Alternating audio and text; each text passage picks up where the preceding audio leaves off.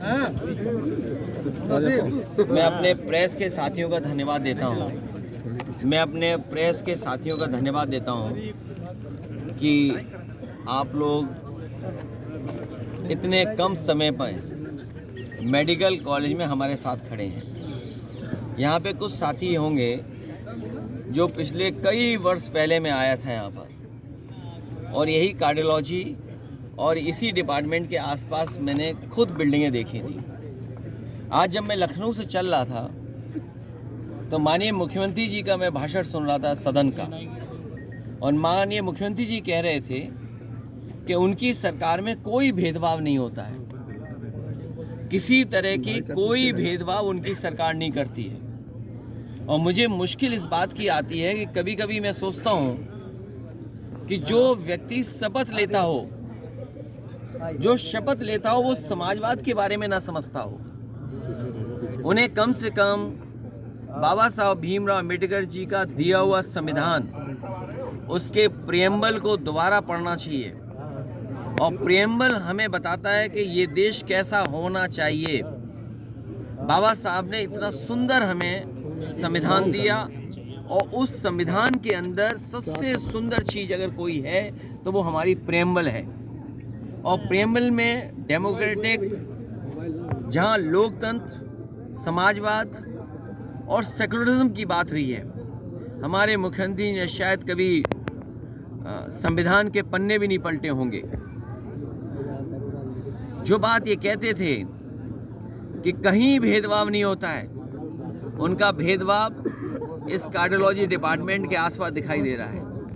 वर्षों पहले मैं आया था, ऐसा ही था, और आज भी ऐसा ही है।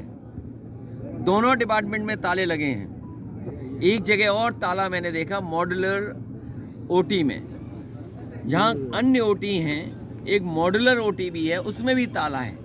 सोचिए, ताले इसलिए हैं क्योंकि भेदभाव की नज़र से वो देखते हैं। जो समाजवादियों के काम किए हुए हैं उसमें भेदभाव करते हैं, नीयत उनकी साफ नहीं है। और अभी जो हम लोगों ने सदन में उनको सुना, जो कहा उन्होंने गिद्ध, सोचिए किसी मुख्यमंत्री की क्या भाषा हो सकती है गिद्ध को लेकर के। गिद्ध कहना, मैं समझ नहीं पा रहा हूं गिद्ध किसको कह रहे हैं। सरकार गिद्ध है, या सरकार में उन लोगों को जो तकलीफ परेशानी में अपने परिवार वालों को ढूंढ रहे थे।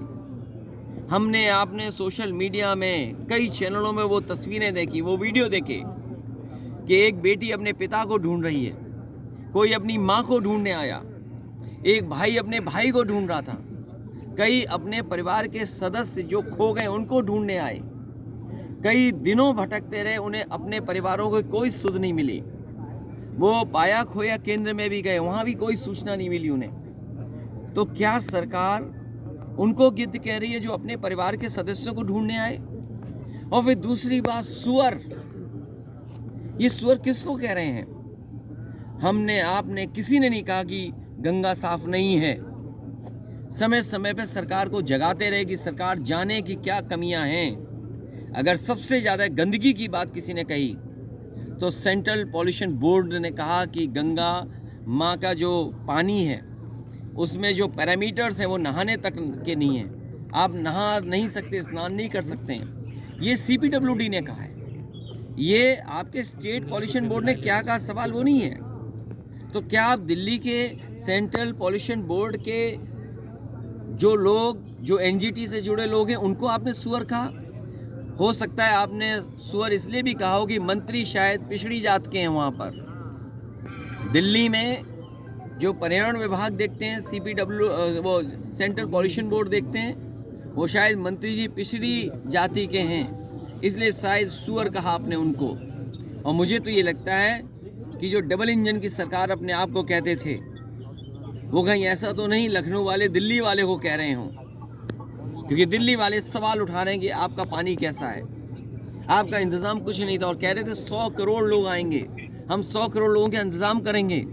और सोचिए कुछ करोड़ लोग आए और भगदड़ मच गई। और भगदड़ एक नहीं मची, भगदड़ 4 जगह 5 जगह, ये अभी क्लियर नहीं है। भगदड़ मची, लोगों की जान गई, सरकार छिपा रही है। इसके साथ साथ लोग खोए हैं जिनको कहीं FIR नहीं दर्ज करी जा रही है। जो गरीब दूसरे प्रदेशों से आए थाने से भगा दिए गए, और इसलिए भगा दिया गया कि यहाँ एफआईआर दर्ज नहीं हो सकती, जाइए अपने यहाँ एफआईआर दर्ज होगी तुम्हारी। सोचो गरीब 4-5 दिन अगर प्रयागराज में भटकेगा और दोबारा अगर हरियाणा, बिहार, झारखंड, मध्य प्रदेश, छत्तीसगढ़ चला जाएगा तो लौट के कैसे आएगा वो। तो ये सरकार जो 100 करोड़ का इंतजाम कर रही थी वो कुछ करोड़ों को बचा ही नहीं पाई, उनको देखभाल भी नहीं कर पाई। लोगों ने गाड़ियों में सोया है, गाड़ी में सोते रहे, ट्रैफिक जाम में रहे, डीजल पेट्रोल ख़त्म हो गया, खाने को नहीं मिला।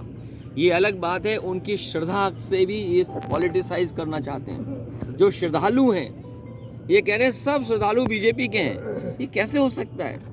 श्रद्धालु है, हम भी श्रद्धा है, हम लोग भी स्नान करके गए, हम बीजेपी के हैं क्या? तो जो वहाँ पर स्नान करने आए बीजेपी कह रहे वो सब हमारे हैं। ये जो हर इवेंट को पॉलिटिसाइज करना, उससे पॉलिटिकल लाभ लेना, स्पोर्ट्स का कार्यक्रम होगा तो पॉलिटिकल लाभ लेना चाहेंगे, कोई कल्चरल प्रोग्राम होगा तो उसका पॉलिटिकल लाभ लेना चाहेंगे, कोई धार्मिक कार्यक्रम होगा उसको पॉलिटिकल लाभ लेना चाहेंगे। और ये अपने आप को चमकाना चाहते थे। अपने आप को चमकाते चमकाते उन्होंने व्यवस्था खराब कर दी, और जब जब मुख्यमंत्री गए होंगे प्रयागराज तब तक वहाँ कुंभ में आग लगी है।